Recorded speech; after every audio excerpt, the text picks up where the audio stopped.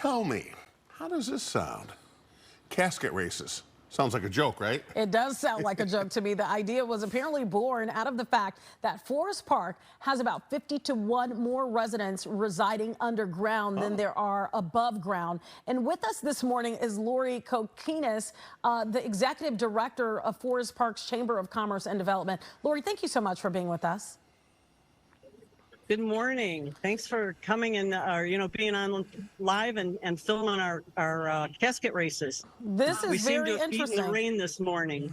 Yeah, this is very, very interesting. So I know long ago, referred to Forest Park, it was actually called the Village of Cemeteries. Tell us about the Forest Park casket races that are taking place today. So in 2012, we had seen the idea a number of years before that, but in 2012, it was our 100th anniversary. And I had come upon coffin races somewhere in Colorado.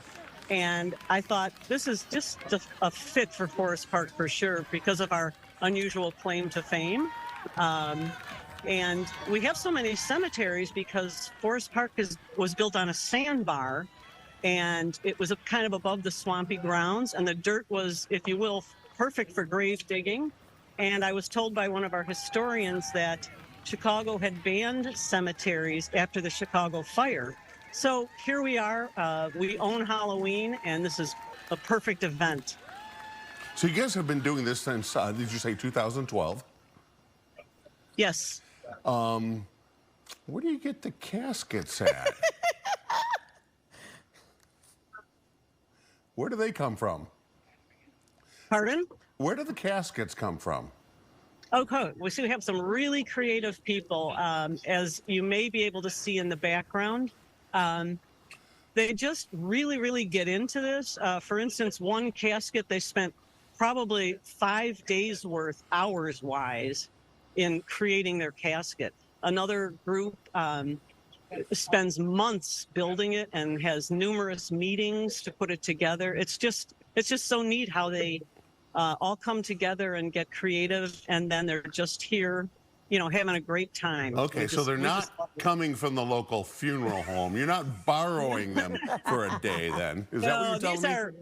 These are, alive folks that are alive and well, and they build these we'll call them casket cars. Some of them don't look like caskets, but, they just do an amazing job, and it's just so much fun.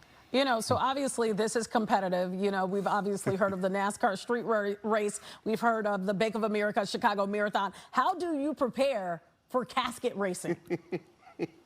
Well, I'd have to ask the teams. I think a number of them maybe do a little running practice. And some of them are, pretty wise in that they get young people. I know one year there was an actual runners club that joined the group.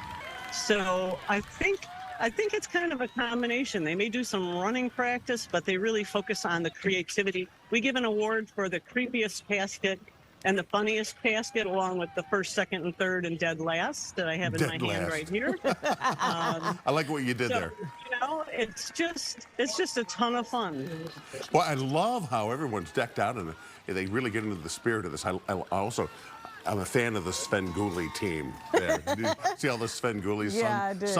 Sons and cousins of Svengoolie. That's a good, but that's really a good look. And how much fun is this? This is great. It is just like, I wish you could be here. There's just smiles on everybody's faces. What's really cool is we're on Beloit Avenue in Forest Park. And the residents allow us to use their street for a race course, and they have house parties. So we even have an award for the best house party. So even the neighbors get into it, and they don't complain about us blocking their streets. So it's pretty cool. Yeah, you see all the neighbors lined up watching. Yeah, so absolutely. Obviously a community event. So after the casket races are over, the day isn't over. What else goes on? Correct. It seems like folks, want to do a few things afterwards, and then kind of maybe get on with their day.